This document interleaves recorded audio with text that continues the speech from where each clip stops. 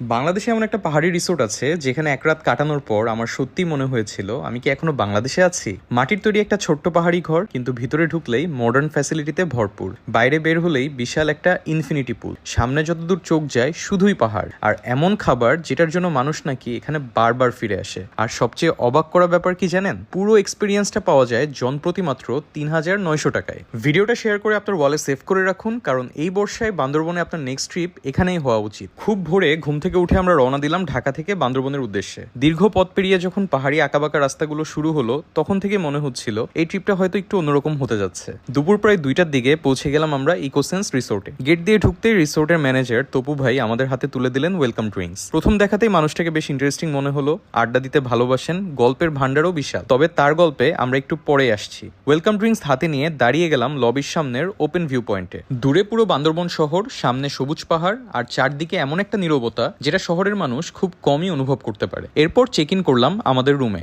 বাইরে থেকে দেখে মনে হবে একদম ঐতিহ্যবাহী মাটির ঘর, কিন্তু দরজা খুলেই আমি সত্যিই অবাক। এত সুন্দর অ্যাস্থেটিক ইন্টেরিয়র, এত পরিপাটি ডিজাইন একদমই আশা করিনি। সবচেয়ে ভালো লেগেছে ওয়াশরুমটা, অনেক বড়, পরিষ্কার আর সুন্দরভাবে ডিজাইন করা। বিছানায় শুয়ে থাকলে জানালা দিয়েও পাহাড় দেখা যায়। আর এই বড় বারান্দাটায় এক কাপ কফি আর প্রিয় মানুষ সাথে থাকলেই ঘন্টার পর ঘন্টা বসে থাকা যায়। রুমে ব্যাগ রেখে আমরা চলে গেলাম তাদের পাহাড়ের মাঝখানে বানানো রেস্টুরেন্টে। আসার আগে গুগল রিভিউতে একটা জিনিস প্রায় সবাই লিখেছিল, এই রিসোর্টের খাবার নাকি মিস করা যাবে না। তাই আমাদের প্রত্যাশাও ছিল অনেক। খাবার যখন এলো, প্রথমে চোখ আটকে গেল প্রেজেন্টেশনে। কলা পাতার উপর সাজানো পাহাড়ি খাবার, ভর্তা, পাহাড়ি মুরগি, চিংড়ি। আর প্রথম লোকমা মুখে দেওয়ার পরই বুঝে গেলাম রিভিউগুলা একদমই ঠিক ছিল।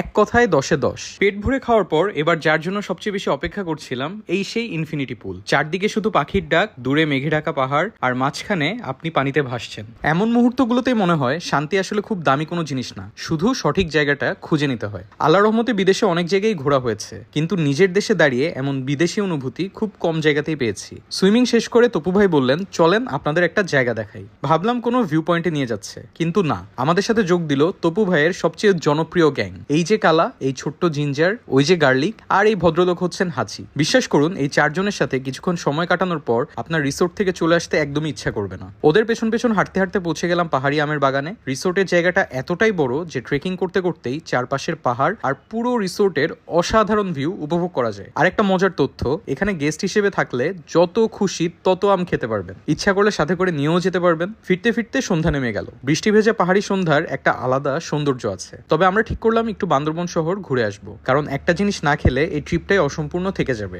পাহাড়ি মুন্ডি, মাত্র 40 টাকায় চিকেন মুন্ডি আর সাথে মোমো। দাম যেমন কম, স্বাদও তেমন দারুণ। তারপর আবার ফিরে এলাম রিসোর্টে। রিসোর্টের রাতের খাবারের মেনুতে ছিল পাহাড়ি চিকেন লাক্সু, এবং ট্রাস্ট মি, আমার ট্রাই করা দিস ইজ দ্য বেস্ট লাক্সু। এখন বুঝতে পারছি কেন মানুষ এই রিসোর্টের খাবারের এত প্রশংসা করে। ব্যাম্বো চিকেনটাও ছিল অসাধারণ স্মোকি ফ্লেভারের। এভাবেই গল্প করতে করতে শেষ হয়ে গেল আমাদের প্রথম দিন। পরদিন সকালে ঘুম ভাঙতেই দেখি গুড়ি গুড়ি বৃষ্টি। পাহাড়ি বৃষ্টি দেখার অনুভূতি আসলে ক্যামেরায় পুরোটা বোঝানো সম্ভব না। তার মধ্যে চলে এলো আমাদের কমপ্লিমেন্টারি ব্রেকফাস্ট, পরোটা, ডিম, মুরগি, ডাল ভাজি, সাথে ফল, ডেজার্ট আর 2 রকমের জুস। প্রেজেন্টেশন দেখেই আমাদের অর্ধেক পেট ভরে যায়। আমি সবসময় একটা কথা বলি, কোনো রিসোর্টের অভিজ্ঞতার বড় একটা অংশ নির্ভর করে তাদের খাবারের উপর, আর সেই জায়গা থেকে ইকোসেন্স আমার কাছে নিঃসন্দেহে 10-এর মধ্যে 10 পাবে। চেক আউট করার আগে শেষবারের মতো দোলনায় বসে পাহাড়গুলোর দিকে তাকিয়েছিলাম। মনে হচ্ছিল আরেকটা দিন যদি থাকা যেত। আপনি যদি ফ্যামিলি বা প্রিয় মানুষদের নিয়ে বান্দরবনে একটু শান্ত, সুন্দর আর মেমোরেবল সময় কাটাতে চান, তাহলে এই রিসোর্টটা আমি নিশ্চিন্তে সাজেস্ট করতে পারি। খরচের পুরো ডিটেলস আমি কমেন্টে দিয়ে দিব।